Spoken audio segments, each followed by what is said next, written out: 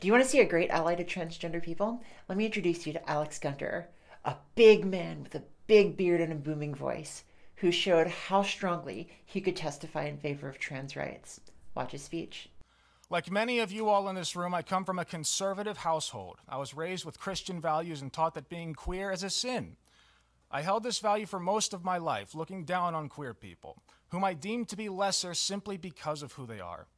But as I got older, I met a lot of queer people. Many of them were people I didn't even know were queer until later on. And the more time I spent around them, the more one thing became clear. Two things. One, they are just normal people like you and me.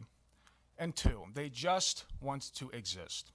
Something happened recently that demonstrated this latter point to me with unquestionable clarity. I showed up at the last board meeting wearing the same shirt I'm wearing now. I didn't get a chance to speak. I didn't even really talk to many people, frankly, but I showed up. And the funny thing is, that was enough to send me into a brief bout of Twitter and TikTok fame. Someone posted a picture of me checking in, and I became known as the trans shirt guy. My inbox was flooded with compliments and praise. But there were a couple comments that stuck out to me more than any others, and they can be summed up with 5 words. You make me feel safe. Even while writing this statement, I could feel the tears welling into my eyes. I'm just some guy. There's no way that I deserve that kind of praise.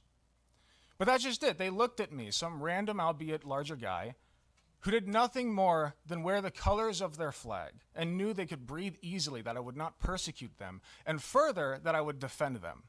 I am honored to stand up for these people, beautiful in their diversity, courageous in the face of adversity, and so proud and secure of their own identity that they put their own safety on the line every day to show the world who they truly are.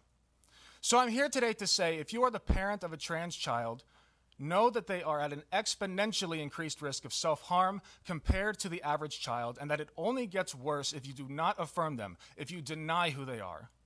It's okay to not understand. But please open your mind and listen to your child. They will tell you what they need.